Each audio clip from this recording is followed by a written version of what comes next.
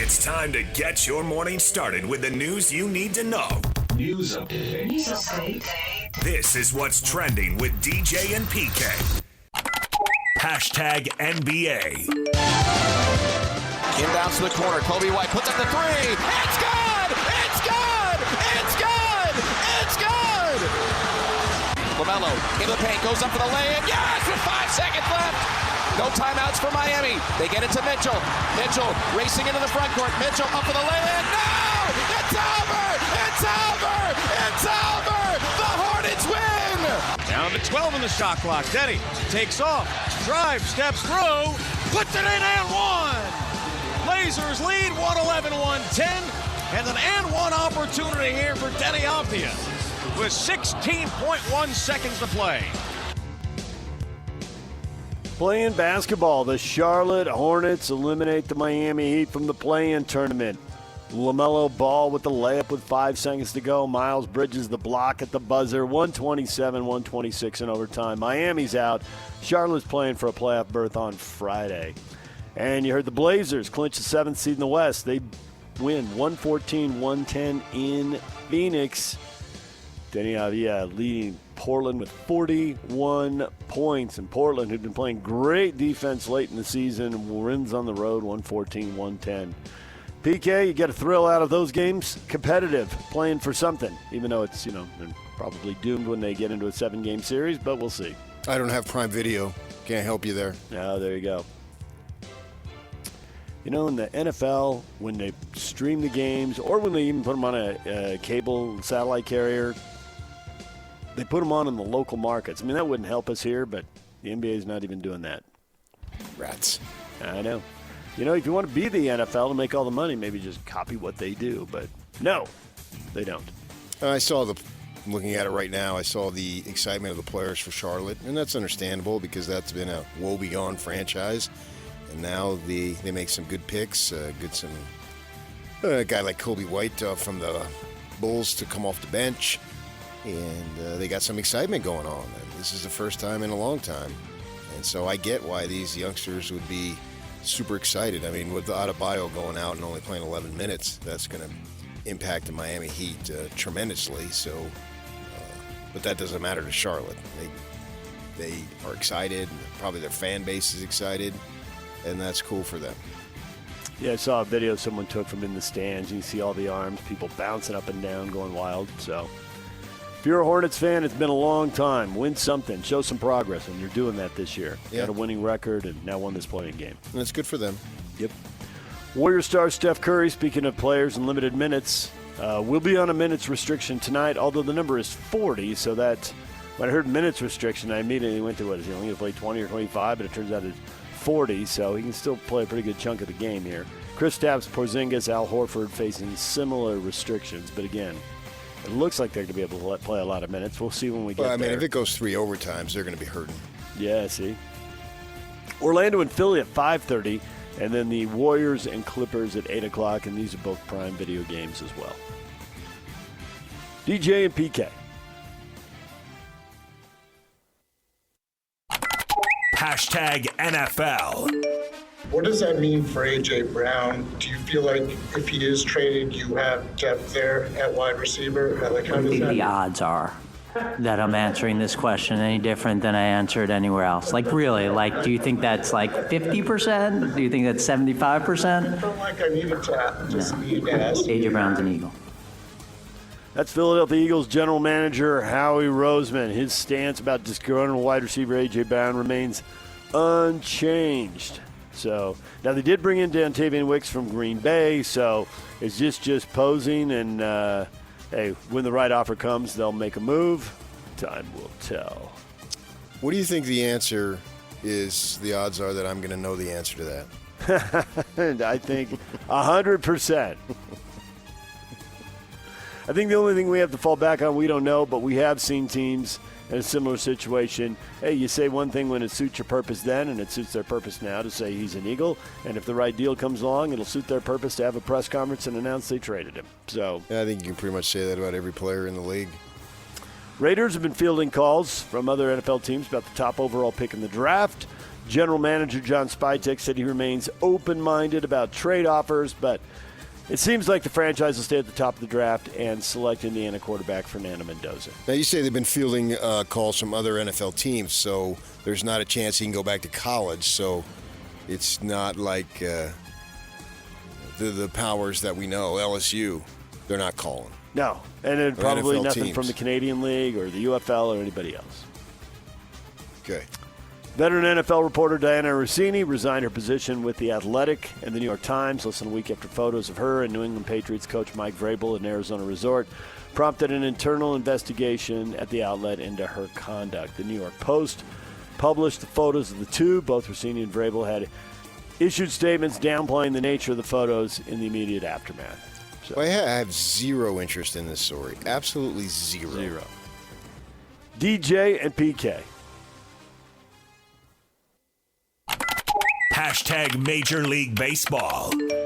He's the greatest. He's the greatest of all time, man. It's been fun to watch his whole career, coming up at such a young age and instantly just putting yourself at the top of the list. It's special. He's led those boys over there for quite a few years, and just to see him day in and day out show up. I know he's had some tough injuries over the years, but, to see himself put himself back in a better spot this year, and every time he comes to the Bronx, man, he puts on a show. I hate to see it, but it's fun competing against a guy like that. Angels beat the Yankees 7-1. Mike Trout getting lauded there by Aaron Judge. Both those guys 3-time MVPs.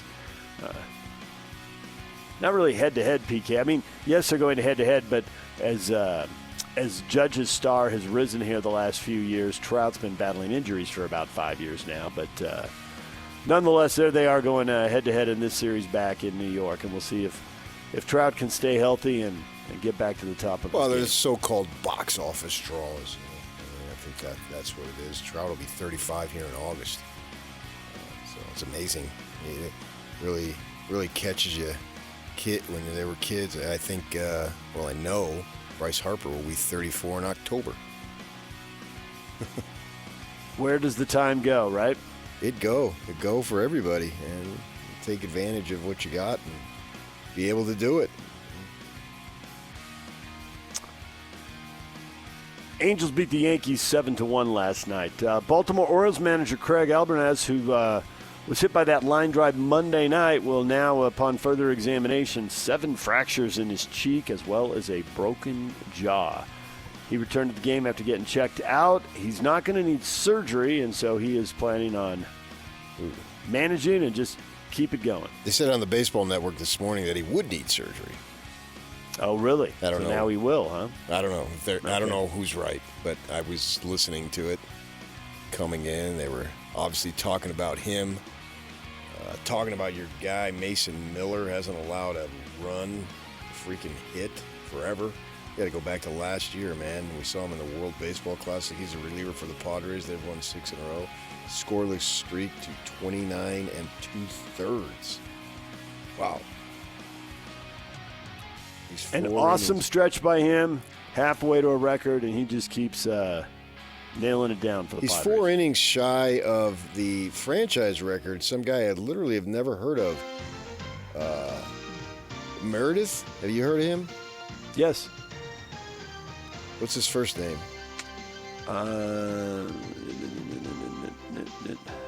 Paul? I'm not sure. You would think I would know that. I mean, I follow baseball. You would think I enough. would know that too. But I never heard. I never heard of the guy. I've heard of his name, but he's not.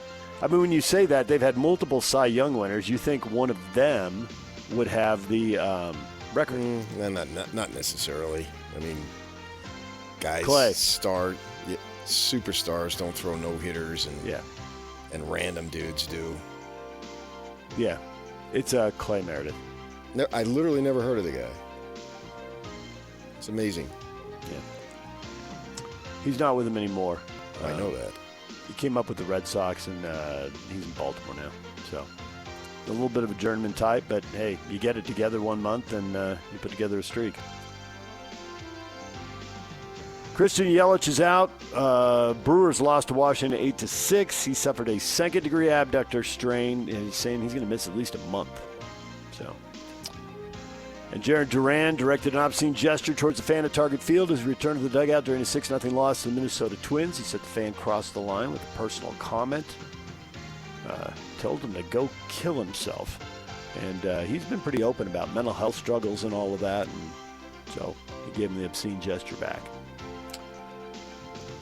Bees beat the Sugarland Space Cowboys 8-3 in the series opener. They play again tonight. Tony Parks on the call, 6:35 first pitch, 6:20 pregame show on 1280 The Zone. DJ and PK. Hashtag NHL. Here's a stretch feed. Cooley's in the clear. Backhander scores! Logan Cooley dazzles the Delta center.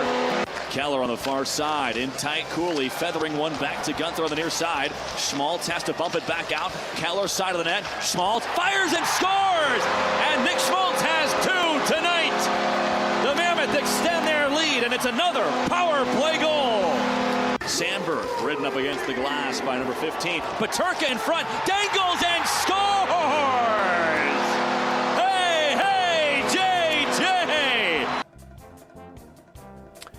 The Utah Mammoth get the win. 5-3 the final score. They beat the Winnipeg Jets. They took control of this game, and a little rally late by the Jets there, but the empty netter at the end puts it away for the Utah Mammoth. They get the win, and 5-3 the final. A couple of goals for Schmaltz, both of them on the power play. So he leads the way in this one. He's got 33 goals on the season now, and they were up 4-1 in the third before Winnipeg made it close. But they clinched the playoff berth. The Kings lose in overtime, and it's a 2-point spread now with one game to go, and the Mammoth hold the tiebreaker, which is more wins, so they are good to go. Now they wait to see who wins the Pacific Division, and then we'll know who they're playing in the playoffs. Yeah, now they better win. They made a big deal about it. I know, right? You get this break and this advantage on paper, but you got to cash in on the ice. Right. All right, DJ and PK. Hashtag college football. Well, just yesterday we were telling you about West High School quarterback Camden Lapati, who said he'd given a verbal commitment to Illinois, but he decided never mind on that. And so now he turns around and commits to Michigan and Kyle Whittingham. So he's headed to Ann Arbor. Is Kyle going to sink his claws into the recruiting scene here in Utah, or just occasionally because Michigan recruits nationally? Well, I mean, they recruit nationally, obviously, but they'll have a connection here. I mean, his name is going to resonate for a good while, probably for as long as he coaches. They got the Moa kid, but you could say he was a college kid since he was literally enrolled at Utah, as Mark Harlan had pointed out in a tweet. So this would be considered the first, I guess, true high school or literal high school kid. Mm-hmm. And they say he's top 10 in the country, for whatever that means. I mean, and that's great. You want that, but we just don't know on quarterbacks, right? We've seen so many that had all these stars and rankings and this and that, and they don't pan out. So we have no idea to what level. But it's another thing. You know, when Bronco went to Virginia, he picked off a few LDS kids, and so it's just another level of competition now that our local schools have to deal with, because there's an awareness and a connection, obviously, with Michigan being so Utah dominant. I mean, just the state of Utah, in addition to the U of U, but it even goes beyond that. And so what does that mean? You know, I think there's plenty of kids out there, so I don't think it's a crushing blow on its own. Certainly no one kid, because you can go and find a player who's just as good as maybe better, and you coach them up and blah, blah, blah. But it's just something to keep an eye on. Yeah. And we've seen schools coming in here. There's kids committed to Texas A&M and USC and Iowa this year. Previous years, obviously, kids have gone to Oregon and Washington and Ohio State and wherever else. But you're right, it is one more thing that, he's got a name here, and if it's a kid you want or a kid you were going to get. I mean, in this case, he's taking him away from Illinois, the local schools that already seemingly lost out on. I mean, with the transfer portal, you never know. In a year or two, he might be transferring back home, right? Right, and it's a position of quarterback in that, you may take 3, 4, 5, depending on what your recruiting needs are in a given season, offensive linemen or in the transfer portal. Quarterbacks normally don't go. You don't often see, certainly you don't see 3 in a class. Maybe you might see 2, but with the portal being what it is and bouncing around, you just really have no idea. I mean, we'll have to look at get to at least 2028 before we see what's going on here, maybe even later beyond that. If the rules are still the same, maybe they change the rules by then and you only get the 1 free transfer as opposed to as many as you want. It's interesting in this case, it's and you never know, but with BYU, Utah, and Michigan all playing young quarterbacks last year, it's like, where will the playing time come at any of those schools? And that's basically what we're talking about. Is Kyle going to take guys away from the local schools? And so many quarterbacks don't want to go somewhere where there was a freshman who showed well. And all 3 schools had freshmen who showed well. So maybe a little odd in that regard. Well, yeah, I think the Utah one is a little overstated. Not to say that it could be. He can't showed do the least it, of but the it was 3, in for limited duty. Yep, he showed the least of the 3. But he did get a start, and he did look good when he got the start. So, as a runner. Yep. All right, DJ and PK, there are the headlines. That is what is going on. It is brought to you. What is trending? Brought to you by Shamrock Plumbing. There's no job too big or too small. Get the personal touch with Shamrock Plumbing. Coming up, Eric Kerr, Weber State football coach, joins us at 8 o'clock, going through the transfer portal for the first time in his first spring ball. We'll talk with him. Mike Weir, former Masters champion, playing in the Senior PGA Championship this week. He'll join us at 9 o'clock. Plus, it's a Win Tickets Wednesday. Coming up later in the show, we will have a pair of tickets to watch the Brit Floyd, the Pink Floyd tribute band that'll be at the Maverick Center on June 6th. So stick around for that in the 8 o'clock hour. DJ and PK, the question of the day. Hot takes or toast? It's next. Stay with us right here on The Zone. This is JJ and Alex. I got this. Travis Yost, our guest. He covers the NHL for TSN. For the Mammoth, I think they're the 4th best team in the West. I think that they would be a likely favorite against Anaheim. They could be or should be a favorite in a series against Vegas. If the Mammoth close the season as we expect, by goal differential, this is the best team that has ever been on the ice for either the Utah or Phoenix, Arizona Coyotes franchise by goal differential this season right here, right now. This team absolutely should not be thinking we made it to the playoffs. What an accomplishment.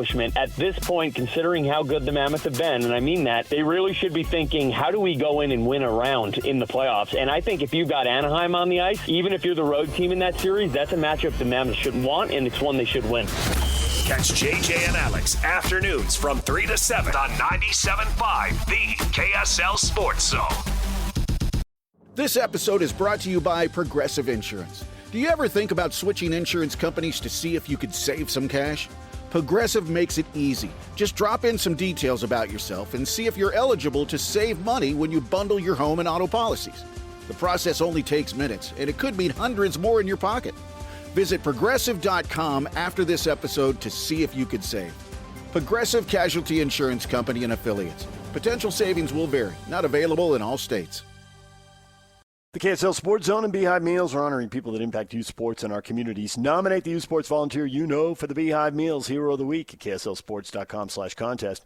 And listen every Thursday afternoon to JJ and Alex for the winner. It's the Beehive Meals Hero of the Week.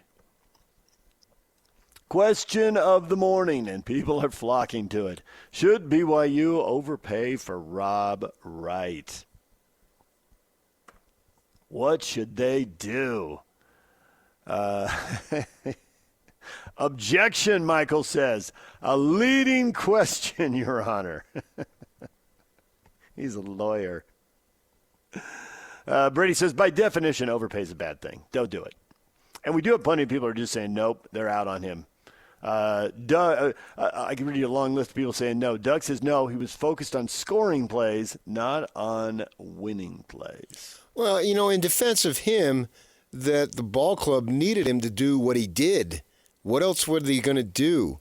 We can crack on it, but if I have the greatest pass ever and you miss it, I don't get an assist. Yeah.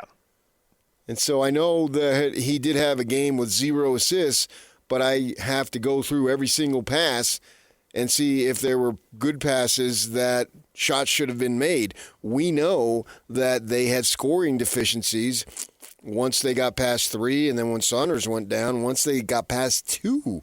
I mean, in retrospect, maybe you can just blame Kevin Young for the way the team was put together. If you want to do that, I'm open to that discussion.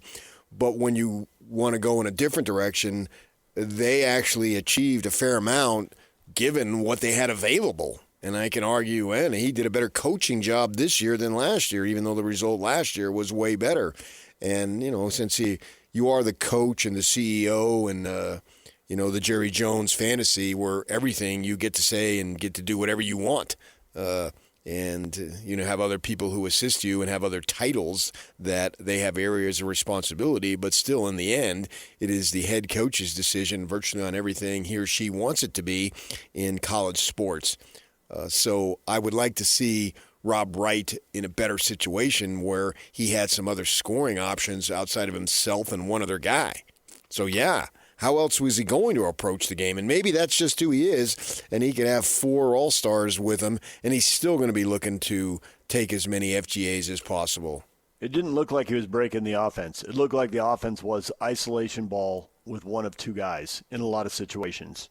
So I get your point. And he didn't have shooters to throw the ball to, and that's why right after the NCAA tournament loss to Texas, the coach is saying, got to go get shooters, and he's backed up the actions with words. He's gone out and got 2 guys who are shooters. So there are people as far as the overpay. Dustin, well, they already gave him $3 million to steal him from Baylor. What's another 3 to 5 more? And Aaron, why shouldn't they? I mean, you can't take it with you, and it's not my dollars to spend, so spend away. So the whole overpay part of the question, people aren't that worried about. Now, assuming that there's some kind of budget, no matter how massive it is, that it isn't endless amounts of money, the question is who else can you get and how much do you pay? If you can get someone who contribute to winning as much for 60% of the money, it's a pretty easy answer.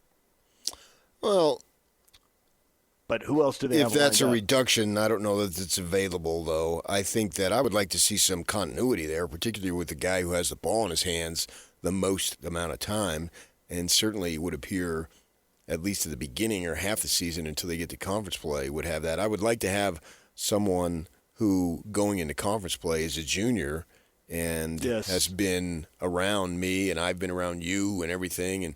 And for Rob Wright and Kevin Young and BYU versus the individual, I mean, he'll have new players. You're always going to have new players in the college game. It's been obviously amplified in a manner that we haven't seen going back to the traditional days of college basketball. But it seems to me that I would like to have him as somebody who knows what we're doing, how we do it. I mean, that's been the staple of Kyle Whittingham's success for decades, is that there was continuity, there was consistency, there was stability, all those types of words. The kids always knew what they were going to do, whether it was Monday of game week or whether it was Monday of the 3rd week of training camp in August. As long as they'd been there, the newcomers wouldn't. And so everything, and I knew what they were going to do at that point. You knew how they were going to practice, and they've changed it up. You don't go to it anymore, but when you did, you would see the same types of formats depending on what day of week it was and what time of year it was every year. And there was like zero surprise. I would think that would help to keep Rob Wright in the fold when you are looking at automatically almost every team is having so much change. If you could find a way to have somebody who's been in the program and is going to play a prominent role, I think that would be beneficial. If we're giving the coach the room to learn and grow, shouldn't we give a sophomore the room to learn and grow? Yeah, and I'm a little bit hesitant to criticize him under the circumstances. How do I know that if they actually had a post presence who could score? I mean, they literally had 0 outside of the 2 of those guys and Richie when he was healthy driving to the basket. Even the other guys who came in, the Kennard Davis, Kostage, Mihailo, none of those guys. I can't recall one time them taking the ball on a bounce and driving to the basket. So they literally had zero post-scoring, certainly in the traditional sense, low block. And maybe if they can get that, we might see not a completely different Rob Wright, most likely, but a different or a more varied, a multifaceted Rob Wright. So let's not just pigeonhole him based on what we saw exclusively last year and say that's who he is under all circumstances. Brittany says, yes, go grab the owner a cookie crumble. Let's get it done. Brittany's on board. Bring him back. I think that's where I am, too. I would agree with her. Get a junior? Yeah. Yeah. Someone that would be a natural leader. He's not not a guy who is, talkative and all that, but maybe he can grow into that role a little bit better. Yeah, I don't see how his return is anything but a net positive. Brett's using logic. Overpay. If all the parties agree on the terms, how's that overpaying? Well, because it's relative to what's out there. It's not a simple transaction between team and player. It is compared to what he could get at someplace else, what's within your budget. To me, that sounds fancy, but it's not true. There's a lot of things that can go into it. They may feel like, okay, and I think this is the way teams do it, and really at the pro level too, which is now college basketball, I guess, so same thing. You have ideas, and so you have a finite amount of money, right? Mm-hmm. And you're going to slot guys and within your budget, and then you go from there. And maybe they need to change that and say, okay, well, we want to keep them. We feel like we need to keep them. And Kentucky or whomever, they've raised the ante. So now you've got leverage. This young man and his folks have leverage. And so do we want to meet that because he has that opportunity? I think that's they could overpay him according to what they originally had targeted for him as the price. I think it'll be interesting to see what they want to do here and how much of it rests on their relationship with him and how much they felt, as a point guard, you want to be an extension of the coach on the floor. And so to your point about being a junior instead of a sophomore, and did they feel like over the course of the season he was getting it? He was executing what they wanted executed. And maybe they weren't good enough, to execute and win, but was there the effort there? How much was there him, drifting off and doing his own thing, or just not being able to do what they wanted to do? A lot of that would, I think, weigh into how much growth they're projecting out of him this coming year. Well, I think everyone should be an extension of the coach.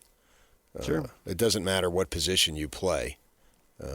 All five guys, everybody who plays, should be doing what the coach wants. That would be my idea. I know the cliche is the point guard, but I want everyone to reflect what we're trying to do, because if there's a weakness in one, it leads to a weakness in all, in the collective. So I would want everybody doing his own thing. I go back to what I just said. He had no choice to do his own thing. What was it going to be?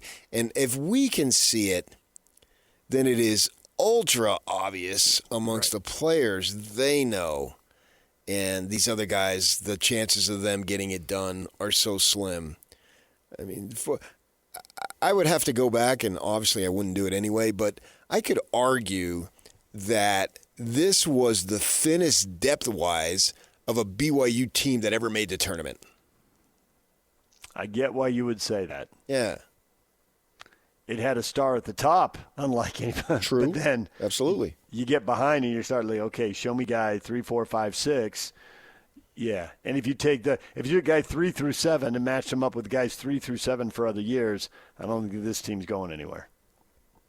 Right. Yeah, they didn't have a player if you stay like with that. the NCAA years, obviously. Right. Yeah. I mean, certainly in my mind of the time that I've been here, that they weren't as so thin. I mean, as I was saying the other day, it is something, if one of those guys 4 through 8 did anything, BYU fans got excited. Oh, man, we're on to something. The bar was so low. Yeah. It was extremely low. And it was painful to watch. It's like every game was basically the same. It's like, all right, you're going to have to do it. You two guys, you're going to play. Between them, they would play 80. They had 80 minutes available. Well, they were playing at least 75, if not all 80, and probably 78. Usually towards the end, DeBonsa wasn't coming out. Wright would maybe come out for a minute or two.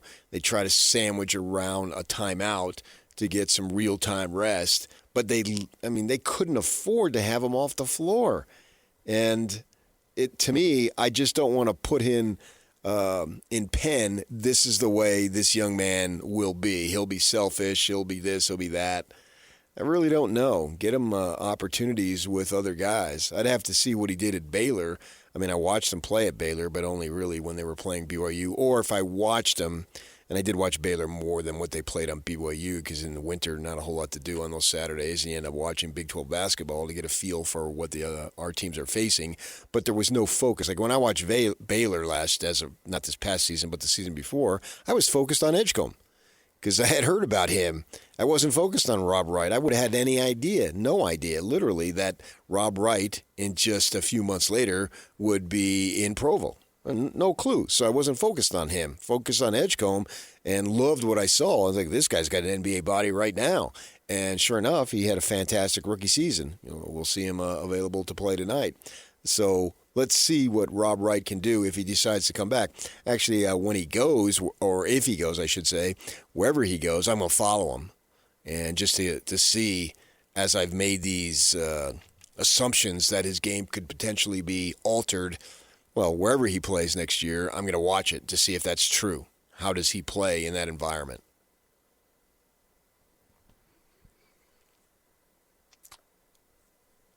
You got more people weighing in. The question, what should they do with Rob Wright? Should they overpay him and bring him back? And there are plenty of people who are like, what's overpaying college basketball these days? Tony, if you want to be competitive, you already know the answer to this question. Well, that's in general. I don't think it's particular. That's more of a broad statement. That's a fact. I agree with that, Tony, 100%. That it's crazy. It's just gone crazy for sure. And that's the way of the world. And you can either step back and say, that's ridiculous, or just join the crowd and see what you can do. So how that pertains to an individual, that remains to be seen. And it's the same thing at the NBA level. I'm going to stop calling it at the pro level, since this is basically pro itself too. What I will feel comfortable in saying is at the NBA level, as opposed to at the pro level, you have to get the value for whatever you pay. The value's got to be there, and if the value is there relative to the paycheck, you probably got a pretty good team. It's just that, and we've seen this at the NBA, some of these guys get enormous amounts of money, and they don't come close to matching the production, and even enormous amounts of money on scale, meaning they're all getting enormous amounts of money, but we're talking enormous amounts of money in the NBA perspective. And if you don't get what you paid them, that throws your whole salary schedule out of whack, right? And then you have problems. And maybe likely it's the same thing at the college level. Whatever they paid DeBonsa, they got it. They absolutely got it. They got it in production, which is the most important. They got it in feel good with the fans because he seemed to embrace the so-called BYU way, and he was lovable. He loved them. They loved him back. So the discussion that has been going on, and I heard it the other day of some national thing I was stumbled upon. Did they get their ROI on DeBonsa? Yes, 100%. Yes. Because your return on your investment, it's not simply between the lines. And he was very good between the lines. And then outside the lines, he was a smash. To your point, I think we've just gone through this 4-year rebuild. Well, we've gone through it for a couple of reasons, but one of them is Gobert's salary shot up, into the 30 and then the 40 millions of dollars. The Jazz management ownership just didn't feel like they were getting value for it. When he's making 40 million, if he's making 20 or 25, maybe they can put more of a team around him and they think there's a way forward. But they felt like there was no way forward with that group, and one of the reasons was the money was spent.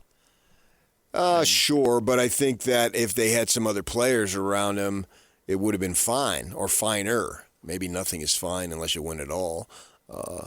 But I don't think that it was strictly the Gobert salary. I thought it was also Mitchell making his intentions known and those two having conflict. And the conflict and the fact that Mitchell didn't really want to play defense, the fact that Gobert was super limited offensively, and the money was spent. Yes, there were multiple factors. But one of them was the money was spent. There was no way forward. So you think that they regret Minnesota paying him that money? Boy, Minnesota, no, probably not, because they know they had to pay to get it, and then they got him to sign a contract where he took less starting this season. 4 so years later? Got them to a spot, and they did it. I think I have to go back and look. They still had some guy maybe on a couple guys on inexpensive contracts so they could pull it off. For a team that hadn't won a playoff series since Garnett in 2004, I think they were willing to pay the price. But for here, where you've got Jay-Z, to his credit, going public and saying we haven't been to a conference final since 2007, I think the bar was in a different place here. And here the Jazz are a big deal, and all eyes are on them. And in Minnesota, they've got all of the major sports, and the Wolves are trying to be relevant, so you got to get to the playoffs. And even if you get knocked out, now they did get to the conference finals with him, so it's not like it was all on him. Certainly wasn't, but I think it was a factor. All right, DJ and PK, we got to take a break coming up. We've got the Masters champ joining us at 9 o'clock. Stick around. Mike Weir is going to be here talking golf. He's got the Senior PGA Championship coming up. Get his thoughts on what was a wild week. There's all kinds of changes on the tour. He's very good on the big picture stuff and in golf as well. Mike Weir coming up at 9 o'clock. Eric Kerr, Weber State football coach, at 8 o'clock. What's it like to go through spring football and the transfer portal for the first time? How much talent is out there for the Wildcats? We'll talk with Eric Kerr coming up at 8 o'clock. DJ and PK, it's 97.5, the KSL Sports Zone. This is Jake Scott and Ben Anderson. You have the box score in front of you? I do. How many minutes did Kyle Filipowski play? Phil played 24 minutes. How many minutes did James Harden play? 39 minutes. It's not a good sign. You're in Salt Lake City. The Jazz are not trying to win. That's exactly why the Jazz made the trade they did. The Donovan Mitchell trade of knowing you're only going to last so long in the playoffs. You just didn't know how far it was going to take you, but you knew it was not going to take you to a championship, which Jazz fans will remember. And it's actually a type of pain that when you're not experiencing it, you might forget about it. But it's this is not going to end the way you want it to, but I guess you'll just watch the playoffs as long as they last. And they said, we want to actually raise the ceiling to a point where maybe there's a championship, and the pain to get there is going to be significant, and that's what these 4 years have been, and it is. I was always in the camp of you either do it or don't, and they went into the rebuild, which I think will eventually pay off. Catch Jake and Ben weekdays from 10 to noon on 97.5, the KSL Sports Zone. You're listening to this podcast, so I know you've got a curious mind. Here's a helpful fact you may not know yet. Drivers who switch and save with Progressive save over $900 on average. Pop over to Progressive.com, answer some questions, and you'll get a quick quote with discounts that are easy to come by. In fact, 99% of their auto customers earn at least one discount. Visit Progressive.com and see if you can enjoy a little cash back. Progressive Casualty Insurance Company and Affiliates. National average 12-month savings of $946 by new customers surveyed who saved with Progressive between June 2024 and May 2025. Potential savings will vary. Join Scotty G today, noon to 3, Bar W Beef. Pop-up event at the Cal Ranch store at 950 North Main Street in Spanish Fork. PK, we were just talking about Rob Wright, and there's an associated question there. You know, the whole thought about should you overpay for Rob Wright. Well, there are reports that NIL payments to the basketball players are up 65% over last year. Absurd or the cost of winning? To which Michael says both. Are you really overpaying if everybody's up 65%? Everybody's price tag has just jumped. That's the market. Yeah. Vernon points out NIL is making it almost impossible for mid-majors to win anymore. March Madness is not March Madness. Oh, I mean, when have they've won a game or two here and there, maybe win 4, but is that they really don't win that different? championships. There have been several teams with Cinderella runs to Final Fours or title games, and Butler did it more than once, although that's in the rearview mirror a little ways now. But if Florida Atlantic can do it. Well, I think it can be done, but it's rare because that's why you mention them, because it is rare. Yep, it is rare.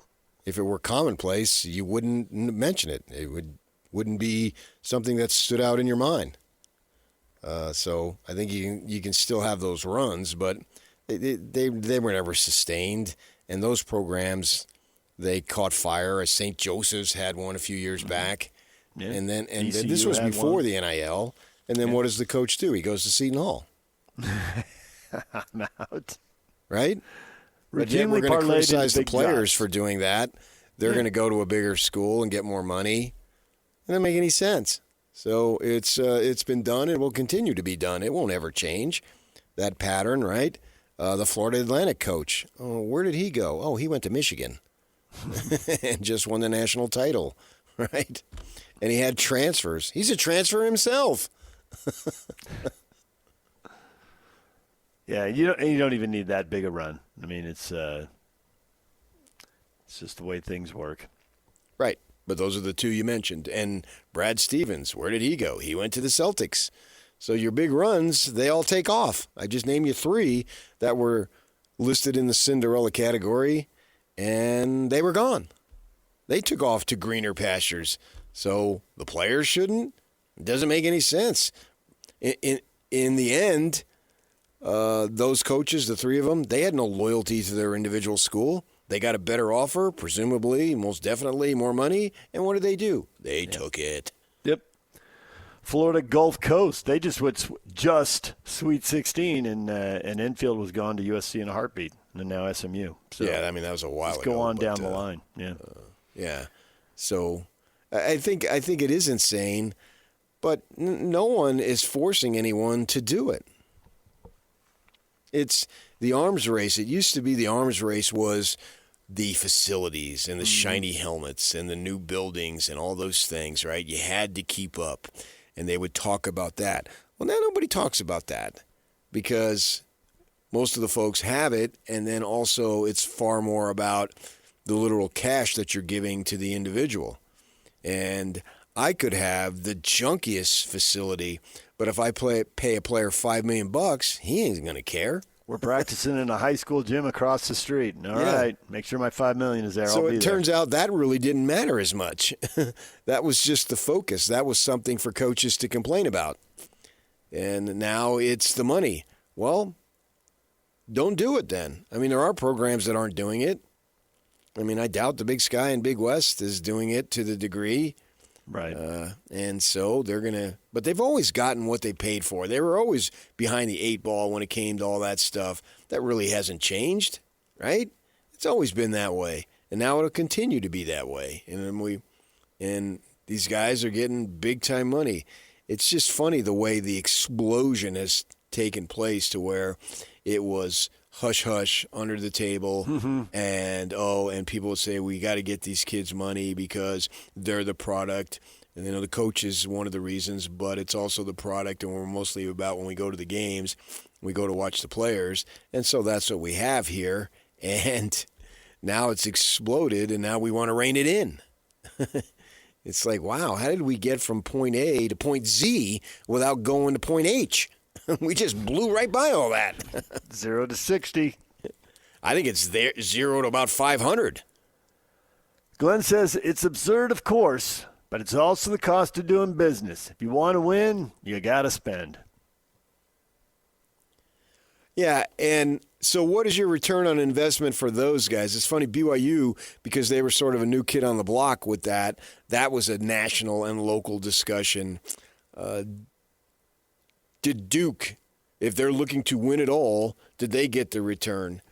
They haven't each of the last 2 years, but is it more than that? Because I can argue it's more than that. Financially, whatever they gave out, did they recoup? Is it when we talk about an ROI, that's usually in a financial sense, where it's literal finance. It's not anything extrinsic benefits or blessings in terms of publicity. Obviously, in BYU, they got it in terms of unmatched publicity, particularly for a team that went out in the first round, which they've had so many of them. Did they get the amount of publicity? Well, yeah, it's a smashing success. Places like Duke, they don't really need any more publicity. They've got it as much as they could possibly handle. But did they get it? Is the only one that got it Michigan because they won the title? That's kind of harsh to say. I think probably financially, there's many schools that benefited from that.